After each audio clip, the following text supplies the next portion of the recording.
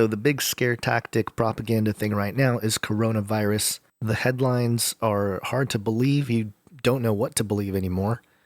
Everybody has a different take on what's really going on, and that makes it hard for anyone to form their own opinions that are based on any kind of fact or truth, because unless you're in it and you see it firsthand, it's hard to measure or believe anything that is reported currently, because we know that this type of thing has been used in the past to induce fear and also to change behavior or affect the behavior of institutions and governments to act in certain ways to ensure protection of the people. Or they'd like us to believe, or at least they try to, but fail because we are in this fallen world, and that's just the reality of the situation.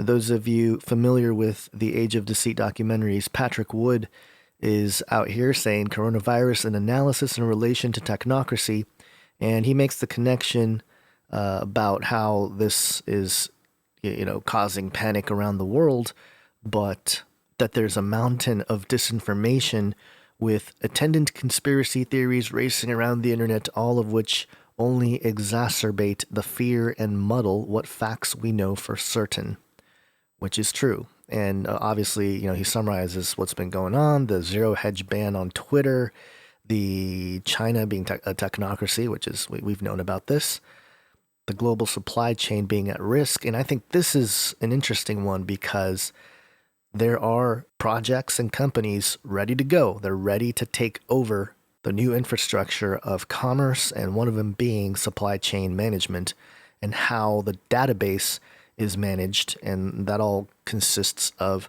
things that are built on the blockchain. And we know that it's being totally mainstreamed now because of the recent Simpsons episode where basically they come out and explain distributed ledger technology, or DLT, and a good place to look to find out whether or not this type of propaganda and fear-based information, like the coronavirus thing right now, has an effect on society. Well, you see it in the stock market, because stock markets and any kind of market in general, especially when they're charted like this, can be interpreted as the ups and downs of human emotion. And when you think about it that way, you really start to wonder how we are already controlled and enhanced. We see in the stock markets fake money propping up this huge system and affecting how we live our day-to-day lives. Well, maybe not you and me, but just, the people in charge, the people that are close to the money, the people that have money, the movers and shakers of society, those who are at the top of the mountain and are close to the creation of money. They are kind of the receivers of the first fruits of the printing of the, money press. And they decide how the rest of it gets trickled down to us normal people. But in any case, this is an idea of looking at the markets, seeing how this fear has really affected, at least this is the NASDAQ. You got other stock markets. Obviously, as I record this, it's convenient that I mention that because, obviously, as I record, this is the day that the market started to show some weakness, and it's been a crazy uptrend for a long time. I mean, we're looking at, this is the month, this is the day. Let me see if I can go longer period. I guess the monthly is the only one. But you can see how this is just complete manipulation, printing money into the markets, and it's not really real because it's folks like this, Steve Mnuchin, who's celebrating here because he, I guess he got some money. He's actually, I think he received some kind of special signature thing on the dollars. So, I mean, this is the world we're living in. This is,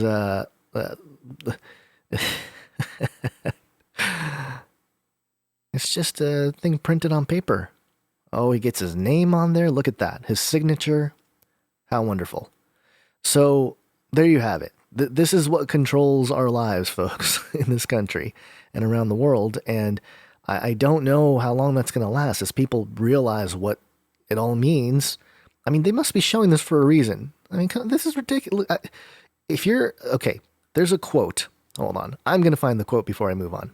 Here it is. Henry Ford, it is well enough that people of the nation do not understand our banking and monetary system, for if they did, I believe there would be a revolution before tomorrow morning. Yeah.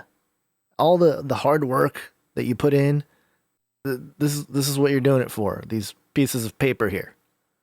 With this guy's signature on it. Congratulations, everybody.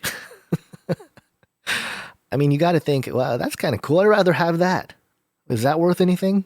That looks cooler than the paper. But anyway, the point being, this is the world we're living in here. This is what money is, the legal tender. So I think something to keep in mind is that as people realize this facade that is the financial system, more and more people are going to try to figure out ways to exit. And with something like coronavirus affecting the supply chain for things, now think about this. If everybody around the world is quarantined and everybody has to stay inside, what's going to help commerce continue? Drones. Thank you, Amazon. We can still buy things and have it delivered via our drones, and automated vehicles, any kind of technology that will automate or make the process of communication and transportation easier and quicker and more validated. That's going to become the norm, because it's dangerous out there. Can't just be out in the wild. You'll affect climate change and whatever it is. Right now, it's obviously the coronavirus, but they'll keep the fear going regardless of what topic they choose. And obviously, there's an element of truth with the coronavirus in terms of it being some kind of virus that you can catch. But you got to realize that the media spin and the propaganda machine that is behind it is really the thing to call out, because that's where the main purpose of all of this is. It's to, again, drive fear in people and try to affect behavior changes. And maybe in this time, and the reason why people are like, oh, this time it's different, is because they're really going to actually roll out some massive shifts in the economic infrastructure of where the types of futuristic tech and science, where that kind of AI integration and automation, all those things, what industry, what outlet is going to carry that into the future. So there's a lot happening if you put two and two together, if you connect the dots, if you look at this coronavirus thing, but also pay attention to what's happening with the economic infrastructure, with the markets and the stock markets, and more people realizing the ridiculousness of what the current financial system is and how it's set up and how it's oppressive and all that kind of stuff. We're expecting some kind of shift, some kind of change. And I think this article here from finextra.com, the state of neo-banking, I think it's supposed to be banking. I don't know why there's a typo there. Alarming trends and exciting development to watch in 2020 and beyond. And I don't know much about this outlet, but it does a decent job of summarizing a lot of different ideas. But before I jump into this one, I wanted to mention a few scriptures because I think it's important to keep in mind as we move forward here. And that first one is Matthew 10:16. Behold, I send you forth as sheep in the midst of wolves. Be ye therefore wise as serpents and harmless as doves. We see the enemy's works, and it's time for us to know it and understand it, but also be gentle as doves, because we are also going to be responsible for how we use this information. And also Luke 10:19. Behold, I give unto you power to tread on serpents and scorpions, and over all the power of the enemy, and nothing shall by any means hurt you.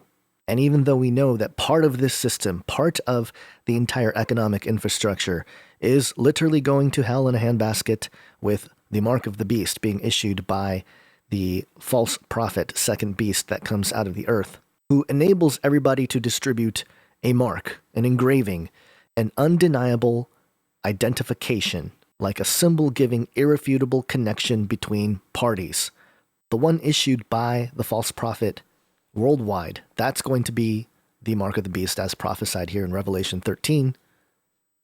And we're seeing the developments of that through this emergence of neo-banking. And it says here, if traditional banks aren't paying attention to so-called challenger banks, thinking that the current system is future-proof enough to withstand a few more decades of brazen disregard for the public good and common sense, they'd better think again. And it goes through a whole bunch of companies that have hired or have outsourced to digital banking platforms to manage some of their money. And it's interesting. It's interesting to read about JP Morgan and Goldman Sachs and what they're trying to do and all this kind of stuff. And one thing I noticed in here, it mentions the Bank of Thailand, considered to be a conservative institution, announcing to bid to delve deeper into digital and possibly grant some digital banking licenses. And then it says, Bank of Israel, a supposed innovation capital of the world, is surprisingly late to the party announcing the licensing of the first new Israeli bank in 40 years at the beginning of digital-heavy operations in mid-2021. Now, this was interesting to me because I thought, 2021, mid-2021, why mid-2021? And I remembered something. It's that whole 1988 Economist cover of the Phoenix rising out of the burning fiat money, paper money, and the medallion that has the 1 and 0 and the year 2018 when it says 10 Phoenix. And people have had all sorts of breakdowns of this cover here because of the connection with the Rothschilds and the Economist magazine. And the 2018 number is interesting because that's 30 years. In 2018, people thought, this is it, but nothing crazy seemingly happened. But if you really think about the number, what number are they really more interested in than 30 is actually 33. And you take a look at 33 years since 1988 and you get 2021. So just something to keep in mind here, as according to this article, mid-2021 is when the Israeli bank will start digital heavy operations, whatever that means, right? So it's interesting. Why isn't everybody doing it? Well, it says here that, talking about the threat to traditional banking, and this is true, the traditional banking system is really not necessary anymore, especially with these new tools and better benefits for people like us, like regular people can actually use it and benefit just like the elites have, but now they aren't exclusively holding the kind of financial instruments. It's now available to everyone. It's very interesting. You think about the mark of the beast being offered to anyone, rich, poor, whoever. That's kind of the landscape that's being created with these new emerging digital technology, neo-banking systems, which happen to be a perfect background into the types of prophecies that we see in Revelation 13. And people always say, you better have like bullets and food and water and stuff. For sure. Yeah, absolutely. I think we're starting to see that, hey, maybe stuff's going to really shift around here in the next couple years.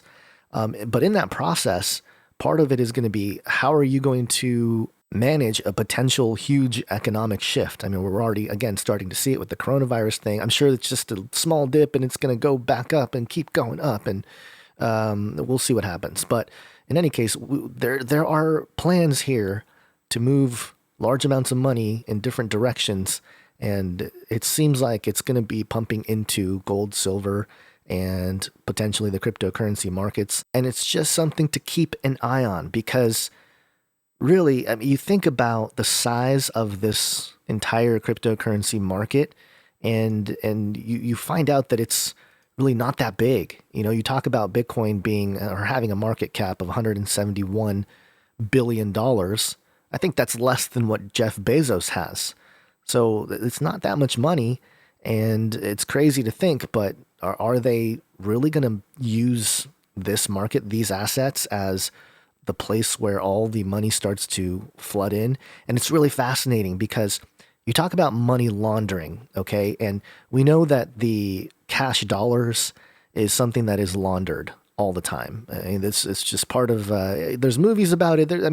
We know that the dollar is laundered all the time. If you've ever seen the show Ozark on Netflix, this whole show's about money laundering. I mean, I don't necessarily recommend it. Very violent, whatever. But this show's about money laundering. So anyway, we know that it happens with the dollar. there's footage that I want to share with you. It was shared kind of in the some of the cryptocurrency content creator people, but I think it's something worth sharing on this channel because it connects to everything that we talk about all the time. This was a clip from back in 2019, but I had to find it through the channel called Altcoin Daily. They're just one of the crypto people that reports on crypto news, and it's interesting because this CNBC interview kind of was scrubbed from the internet. I couldn't really find the original source of this. I don't think this is manipulated footage other than there's a zoom on this guy's face here when Steve Mnuchin basically says that the dollar isn't laundered. But check this footage out. To say you're not going to use something, we wouldn't even use cash then, because cash is laundered all the time and used for nefarious that's all we've ever used for nefarious activities, and we certainly had plenty of them. I don't think that's accurate at all. The cash is laundered all the time. We have the strongest AML system in the world. Okay, so you saw his face react, right? That like, what? Are you kidding me? Are you joking me? Anyway, so yeah, that's this guy. That's this guy here. Okay, Steve Mnuchin, the dollar signature on the money. Of course he's going to say it's not laundered. His signature is on the paper money.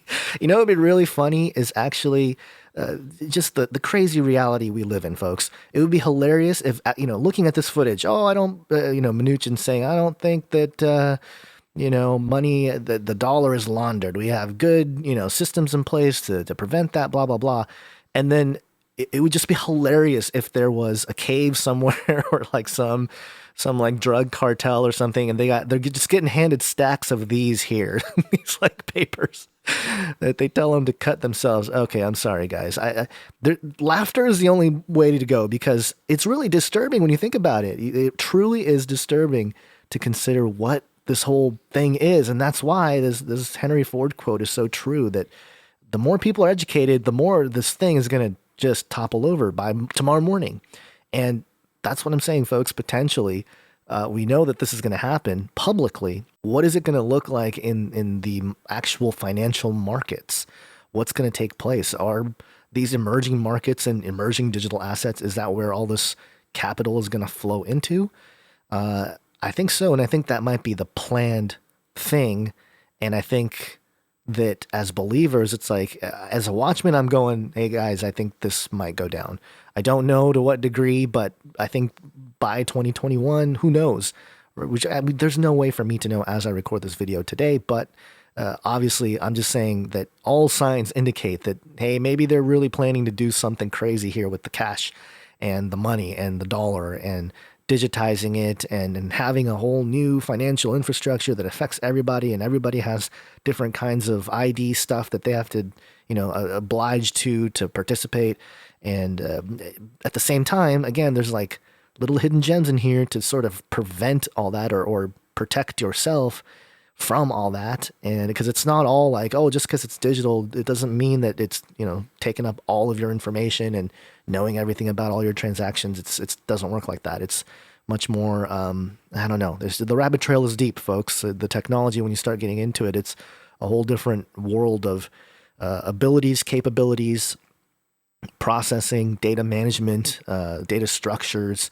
I mean, it's just a whole, it's hard to wrap your mind around. And there's no way for me to clearly portray or convey all the various aspects, because I don't even know all the aspects. I don't even know all the things and the drama taking place behind, various projects or things like that. And that's at all levels, we report on things we see out in the public, which is just absurd at this point. And, we just take a look at what is bound to happen with, people at the top knowing certain things are going to go down, certain agendas. And we're getting headlines like this all the time in the news. This one just came out here. Trump faces black swan threat to the economy and re-election.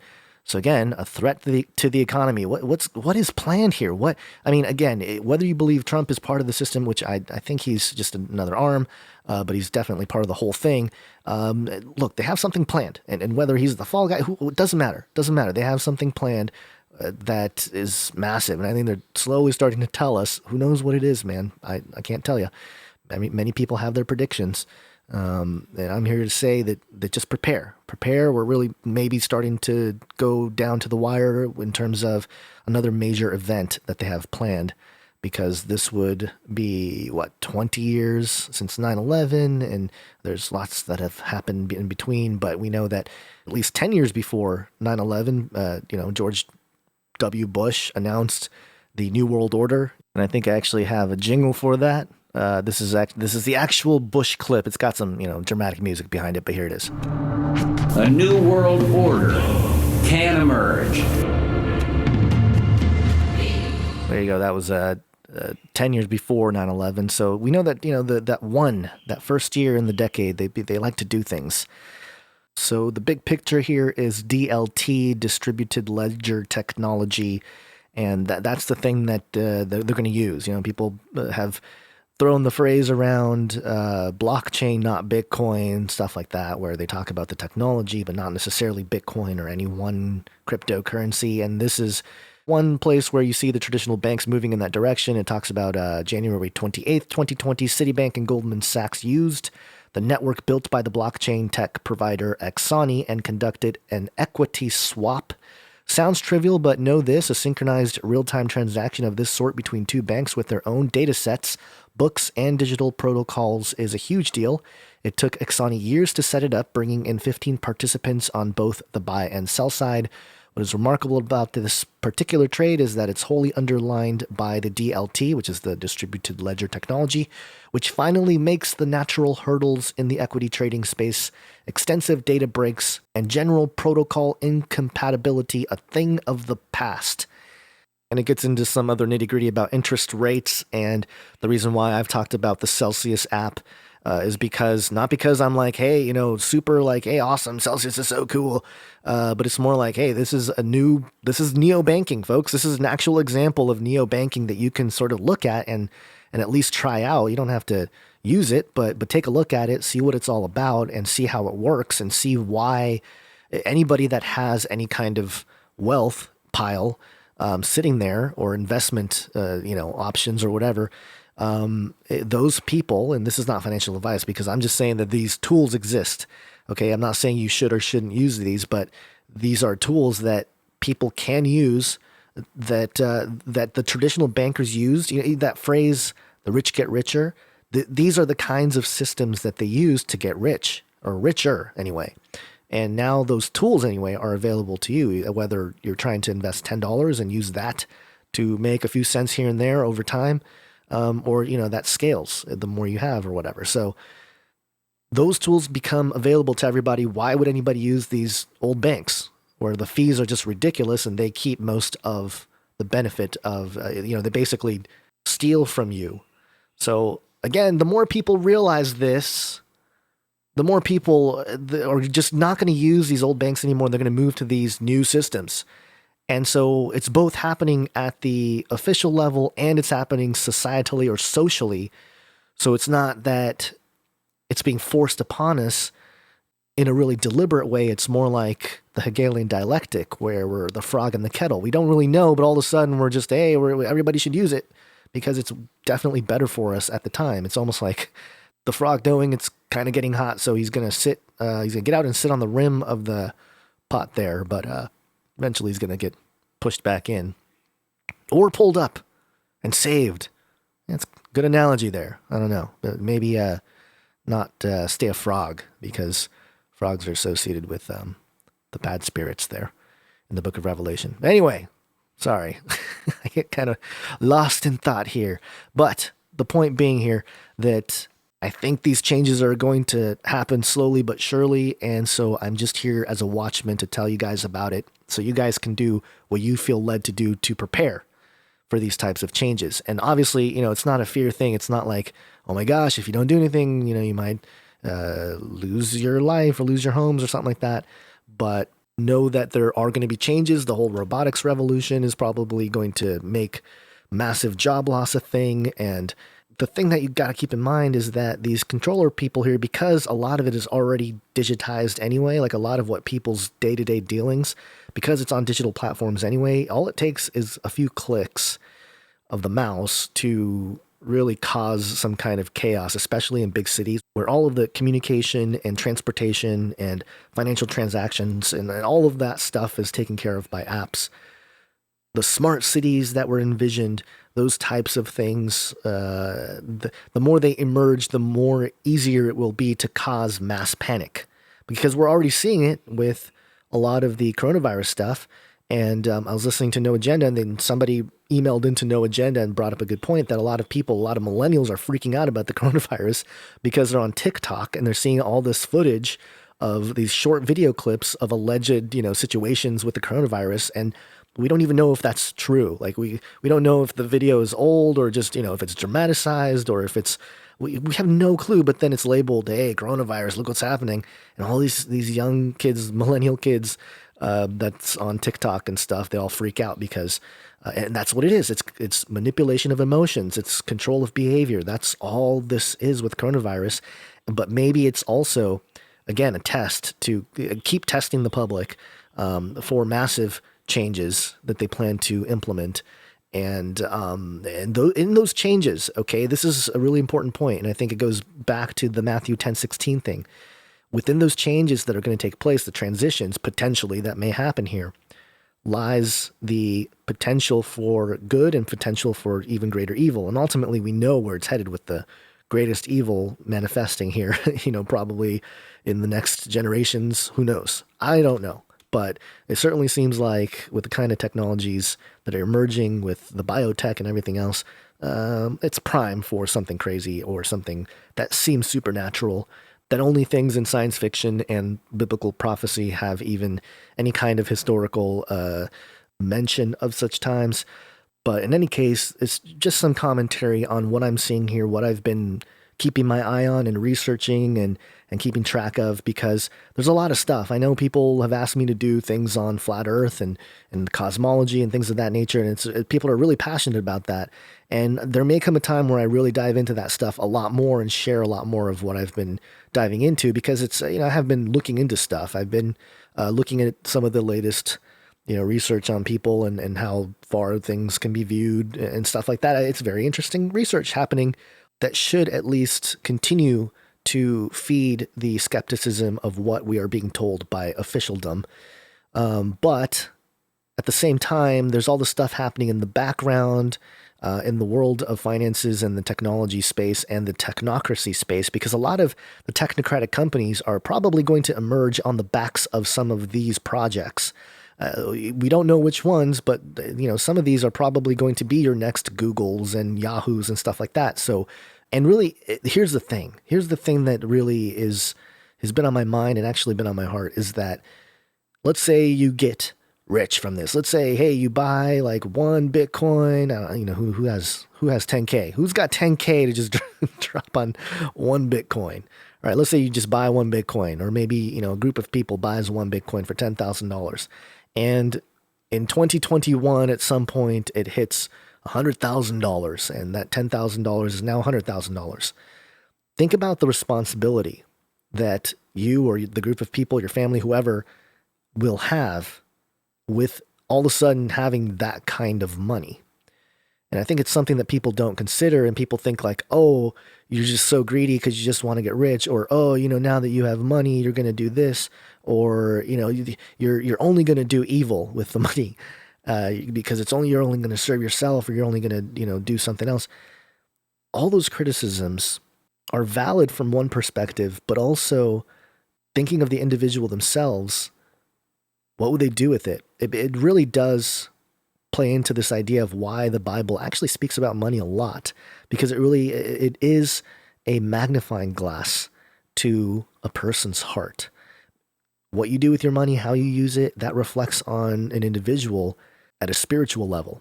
And so this type of financial transition into a world where it's all, being held by just normal people and not these elite, it's going to actually create a lot of transparency of character and things like that. So it's really an interesting opportunity, and it's a really interesting time to be living in to project. And again, who knows? This might all fall apart. You never know.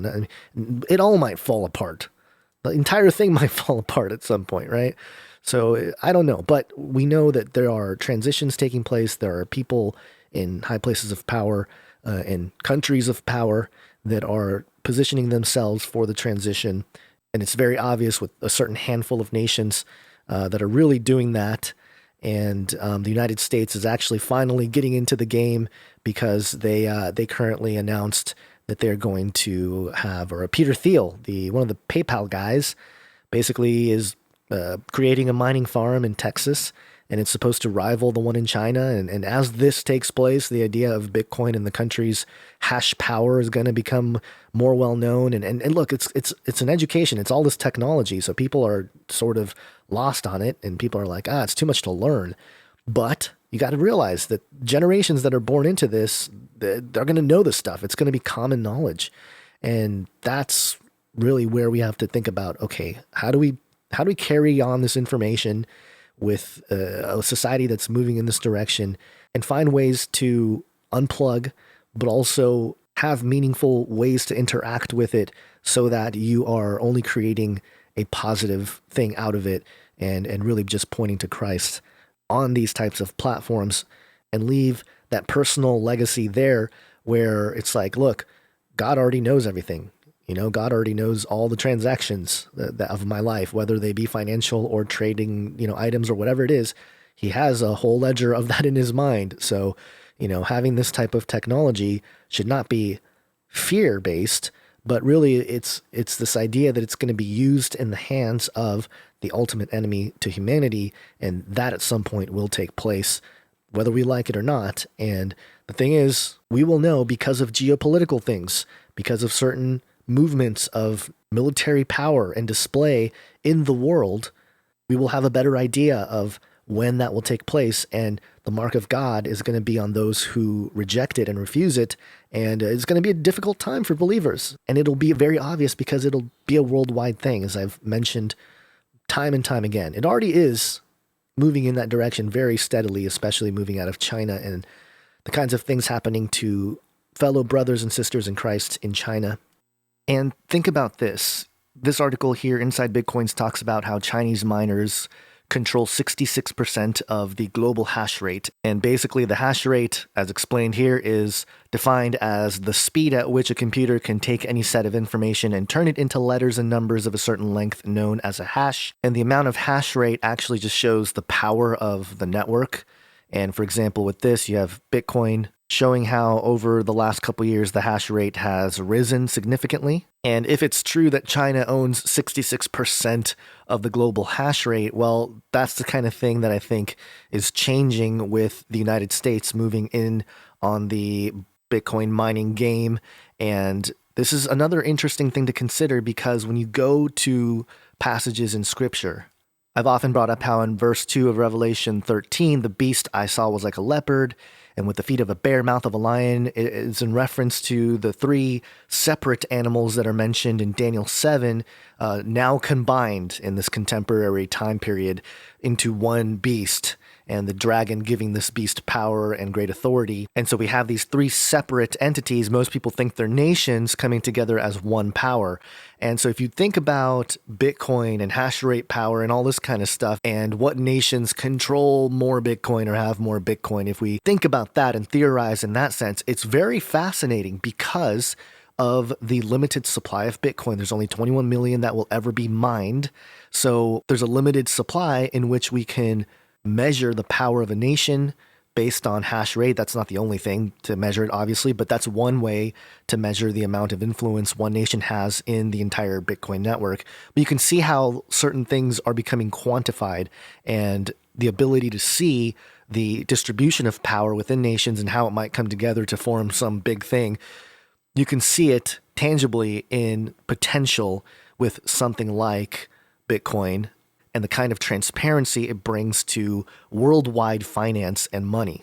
But the ultimate Hegelian dialectic here with the economic crash and all of this is that the tearing down of the old system is going to be purposeful.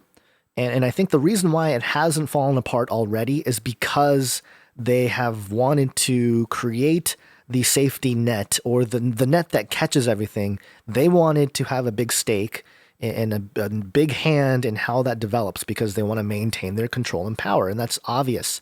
And so That's why I think we've seen manipulation in all markets, but especially the cryptocurrency markets. It's very transparent, folks. You look at a cryptocurrency market, chart like Bitcoin, and we know it's super manipulated. Let me get into TradingView here. So this is a weekly chart of Bitcoin, and this goes back to 2016. And this is actually about when I started to kind of pay attention to it, take a look at what Bitcoin is and all this stuff. And back then, Bitcoin was only about $600 or $700, which is still a lot. But I mean, it was kind of like, oh, it's a few $100s. Interesting. Is it going to hit $1,000? And it certainly did. It did, way before too. But it got back there around January of 2017, and it kind of went up all the way to about 3,000 by June of 2017. Then it sloshed around here, went all the way back up to 4,000 by August 2017, dipped back down to 3,500. And then from October, November, December, the last 3 months of 2017 going into 2018, which is that year that was on the metal of the Phoenix rising out of the burning cash. For the last 3 months going into 2018, we saw the craziest manipulation ever in a market, I think, ever in just all assets ever. Because look, it went from 4,500 and it pulled up in 3 months to a peak of almost 20,000, about 19,300 on this chart here. So that's a lot. What is that? Over quadruple in 4 months.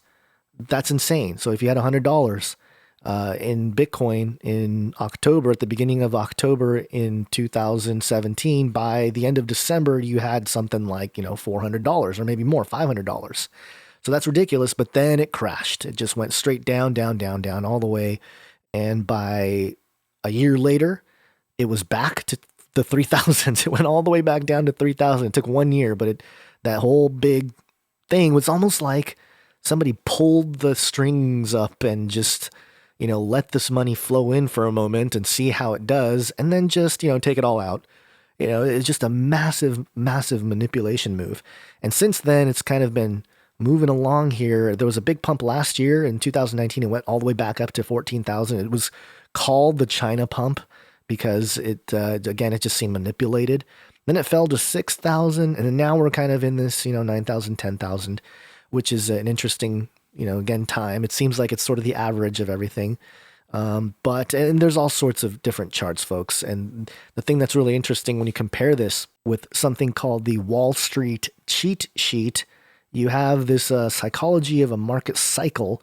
And this is how the elite basically manipulate markets. It's just a whole thing that's well known in the charts. And again, it's fascinating to look at because you have this huge disbelief. You have this huge pump here to euphoria, and then you have this crazy drop. And it's really interesting because, again, I've been looking at the cryptocurrency markets throughout this whole thing. So I lived through this whole thing here, and I lived through a cycle, basically. And so that's why I share this kind of information with you, because I think we're obviously in another setup period to go like this again, to do this crazy thing again. And I don't know if it's going to come, I don't know the time cycle. Some people say they do. I'm not willing to suggest that I do. I'm not that kind of dude. I'm not like a technical analyst. I don't do any of that stuff. I'm just looking at it as sort of an armchair layman type of guy, and understanding this through, again, looking at it through a biblical lens, grounded in scripture here. This is not about making money or getting rich. It's more like this is what's taking place. And again, these markets are emotional markets. This Wall Street cheat sheet understands this. It's like, we know we can manipulate people's beliefs throughout this whole thing. They can create this disbelief. They can create this hope. They can create this optimism and belief and thrill. They can create this euphoria. This was nuts, folks. I remember just what people were doing. People selling, refinancing their homes and putting money into Bitcoin and things like. We heard all these stories about people doing crazy things when it just pumped like mad, like this. And all those people that put their life savings and everything in Bitcoin because, it's going to $100,000. Well, they all got completely destroyed. And so it's part of the manipulation, the obvious manipulation here. And that's why it's like, if you want to stay out of it, obviously you want to stay out of it. It's fine. But just to show that the old system is going to fall apart too. And I think this was almost a test. Like, let's see how they handle this thing. And the same thing happened to the internet markets in the crash of 2000. I think it's very similar. And so again, there's a cycle. And now this time around, similar to the internet, the next time it does this, I don't know if they're going to be able to, make this kind of drop happen unless they, really pull the plug on everything. And this time around, it's a whole different type of atmosphere in that there are a lot more institutions involved. There's a lot more like legitimacy surrounding this whole idea of Bitcoin and cryptocurrencies. And the traditional banks are getting involved now. Legislation is changing. Again, I think they're preparing for some of this capital, this money, the crash of the financial systems, the old system, to go into this new system. And again, I don't know. There's no promises here. Don't know that it's going to for sure take place or anything like that. It just seems like that's what they're preparing to do. And this next time up here, the next time they're going to swing this whole thing up again, if you're prepared, if you're wise as serpents and gentle as doves, you may be able to play it. So anyway, going back to this little chart here, it's just crazy. If you've never seen this before, again, this is just insanity, okay? The amount of money that exists in the world. And look, somebody that's like struggling, we're all struggling paycheck to paycheck, right? Most of us are just kind of chugging along, It's really just, we are living in this different kind of slavery in this generation. It's this type of economic slavery. And it's crazy to think, but we are already in that. And there's going to be some relief of pressure in that sense with these types of potential transitions. And that's what I'm saying is like, we have to know what we're doing here as a body of Christ, because if you don't know, you might get wiped out. And here's the other thing.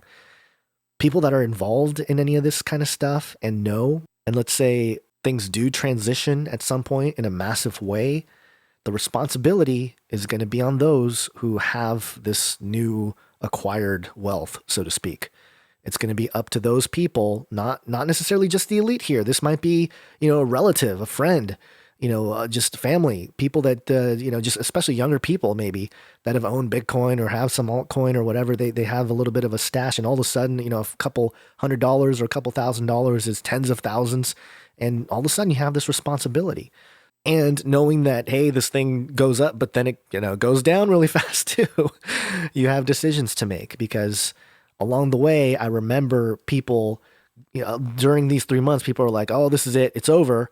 And people, leave at a certain point, but then it just kept going up and up and up. And it just, eventually it stopped, obviously. But I remember the various opinions of people in this time frame. So, 3 years removed from that now, and looking at, hey, we might be entering into a new cycle here where we have a little bit of disbelief here, and then we go back down. This is a disbelief, and it goes into a little bit of a hope, and just, again, this crazy run up in the next, I don't know, year and a half or something like that. A lot of people are projecting it. I'm not really saying that anything's going to happen for sure, but they're just reporting on what a lot of analysts and people that are looking at this and know this stuff better than I do, what they're saying about it.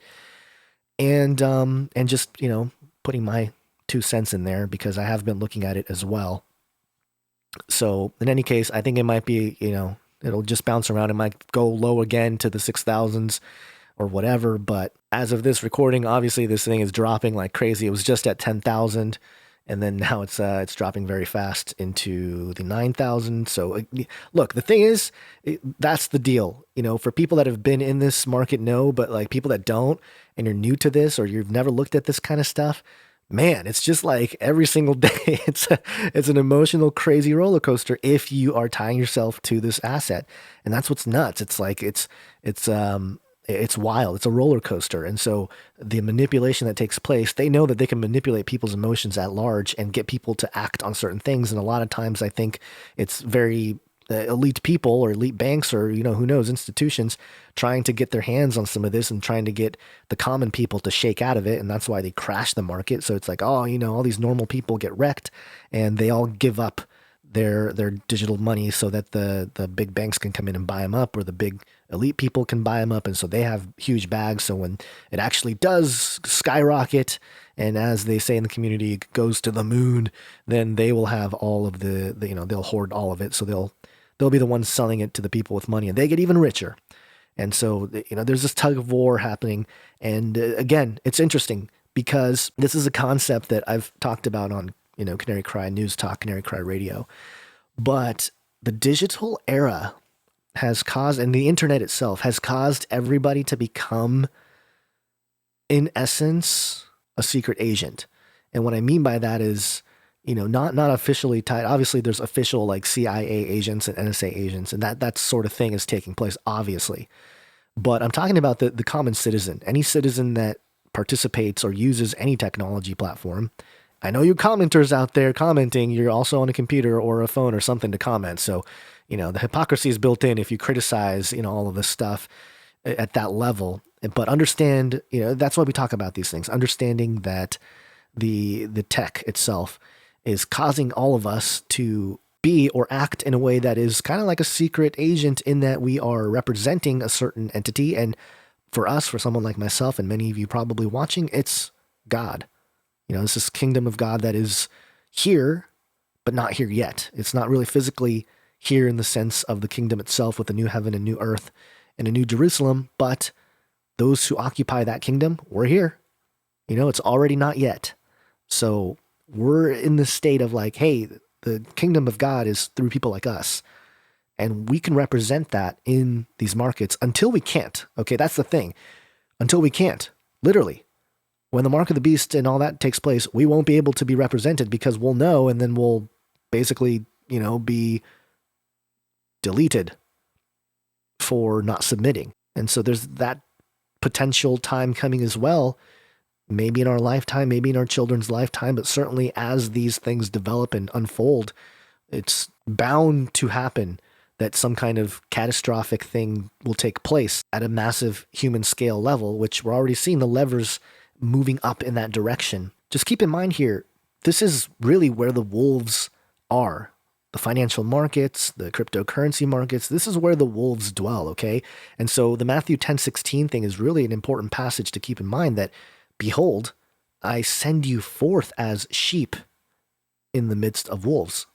God is sending us out as sheep in the midst of wolves. He knows that the believer, because of our generosity and because of our kindness and everything else, we will tend to be wrecked, right? Because we just think the best of people. We can easily be scammed because we're helping somebody out, and all of a sudden, no, it was a crime syndicate or something using fake emails to fish money from you, whatever. It's all, people with kind, generous hearts, they're easier to take advantage of. That's why the next part here, be ye therefore wise as serpents and harmless as doves. We have to know the scams. We have to know the chicanery, the nonsense that is the system.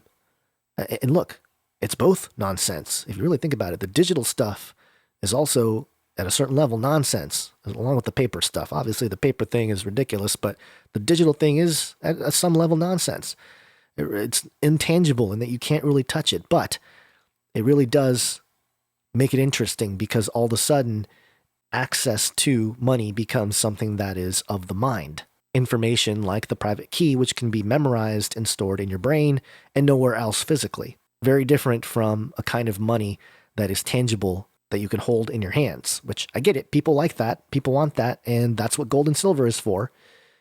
So definitely that's where they have their role. But I wanted to come full circle with this passage because, again, I think it's just really important. It is the gateway passage to ground yourself in looking at all of this. And I'll leave you with one last piece of information. And let me just get through this thing. I keep wanting to talk to you guys about this and then I get sidetracked. But here it is, comparing the world's money and markets. And this little black square is worth $1 billion. Okay. So you got your cryptocurrencies, which is this gold here, this little black one, and blue one is the rest of the cryptocurrencies, and Ethereum is the little blue one. So cryptocurrency markets are fairly small. Again, this is Jeff Bezos with his net worth At least the last I looked. Maybe it's different now because of his divorce, but he can basically, in theory, he can't really, but in theory, he can. He has enough money to buy up all of the Bitcoin because his net worth is more than that. It's a little more complicated than that, but again, if we're just talking numbers, that's the situation. So not that big in terms of what it is, and then you look at the biggest companies and you see the hundreds of billions that they manage or are in possession of. Then you have the 50 richest people. You got your Bill Gates, Bezos, Buffett, Musk, Ma Zuckerberg. These guys all contribute to this block of $100 billion each block. So California GDP, Fed's balance sheet, and starting to get bigger. Currency, gold. Again, gold takes up a good chunk. Stock markets takes up a huge chunk. But this is where it gets kind of nuts, folks. You got global money supply. So you have the narrow money and broad money here, but the green money here at the top, that's the physical part of the money. Okay, that's 8%. The rest, the black here, that's non-physical money. Non-physical money for global money supply, the most of it is non-physical already. And guess what? People can, at a click of a mouse, just keep printing more, especially if it's digital. If only this green amount is the stuff Mnuchin's printing and holding here, then what we got is a situation where most of the money that's moving around is not physical. It's already digital. So what are we talking about? Well, global debt. Wow, look at this. Unbelievable. This is global debt. And according to this chart here, $70 trillion of world debt, 33%. There's that 33 again, was added in the last decade alone. Global real estate. Okay, real estate is something, tangible at least, right? Physical property. But this is where it gets really bad, folks. This is like, if this chart is even remotely accurate, this is like the most disturbing thing. I keep going back to the quote, okay? Henry Ford, it is well enough that people of the nation do not understand our banking and monetary system, for if they did, I believe there would be a revolution before tomorrow morning, because if everybody understood this, people, they would do something else. They would figure out another way. The derivatives market, the low-end estimate of the size and scope of global derivative markets is $544 trillion on a national contract basis. What is a derivative? A derivative is a contract between two or more parties that derive its value from the performance of an underlying asset, index, or entity. So it's not the actual asset itself. It's betting basically on what the cost or price of that asset will be. It's kind of like the Price is Right, but just these money market stuff. But anyway, the amount of derivatives. So this is money that's kind of made up, right? It's just kind of like, oh, it's made up money based on real things.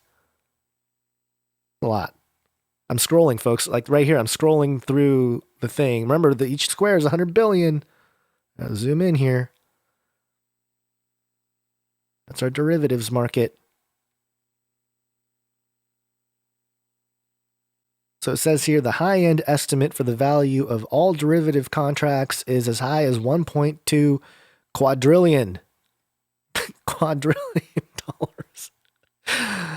Is that even real? Like that can't be real. This can't be keep scrolling. Yep, that's a lot. Oh, and this chart shows Bitcoin being that. And here's the deal. The digital markets, the Bitcoin itself being the leader of the digital economy, there's a saying in the world of tech that this digital money and smart contracts, it's going to eat the traditional financial market. It's going to eat derivatives. It's going to eat the debt. What does that mean? I think it means that all this stuff, all this fake money, basically, is going to be laundered. Because they're going to basically use all this money that, I guess it's official because, it's legalized money, but that's the whole problem is it's legalized and that's why they can do this. They're going to take all this money that really doesn't exist and it's going to move into these markets, potentially. If a collapse takes place, these future companies and coins and tokens and just the whole DLT, distributed ledger technology market, which on the backs AI and automation and robotics and nanotech and all those things are going to be built on top of and through. They're basically going to launder that derivative money that doesn't exist into places like this, at least in my opinion. I think that's what's going on here with the greater picture of how they plan to transition people out of fiat and into a digital money that on one hand is going to become very transparent and solve a lot of economic problems around the world, but on the other hand is going to be eventually used by the culmination of evil in human history through a man of sin and a false prophet that is going to point at the first beast and even have the ability to give breath to an image and cause those that don't worship the image and don't take this mark of the beast to be slain. So all that to say, we're very close to the end, but also we have to keep moving forward. We have to keep traversing the ever-changing landscape, and that's where I invite you guys to join me with this channel, and wherever it ends up, if it stays on YouTube, if it goes off YouTube, to continue looking at the world and understanding it through the lens of biblical prophecy, to ground ourselves in the truth rather than all the nonsense that is part of this world and this current reality that we find ourselves in. I know it might come off as like, hey, I'm so pro cryptocurrencies, and in a certain way I am, but also I'm trying to share with you as objective of a perspective as possible, because I'm not claiming to know what's going to take place in the future. Can't be any clearer than that. I'm just sharing what I see, what I hear from people that do understand or do know these things better than I do, or have looked at it longer and have strong opinions about where we're headed, and trying to share with you a summary that I've seen of it, and also how we can proceed, again, grounded in scripture and holding on to the truth, because that's what's going to be most important to get us through all of these wild changes. Thank you to new patrons Roger and Millie, and thank you, Karen, for upping your monthly support. Really appreciate it, guys. Thank you so much for considering your financial support, because it really is helping out. Because right now, just on a personal level here, we're going through some massive changes just in our personal lives with finances and everything else. Not quite sure what God has in store, but lots changing even within the realm of the personal life here. So please pray for us, if anything else, and if you can support financially, we really do appreciate it. Again, another way to support is to grab a USB. I'll send you some extra stuff along the way with it. It's a way to preserve some of the information that I've published here on this channel in a small flash drive. Make sure to subscribe, hit the bell for notifications if you haven't already. And also Teespring, go to the Teespring store. I got some new designs in there as well. Until next time, have an awesome day. God bless.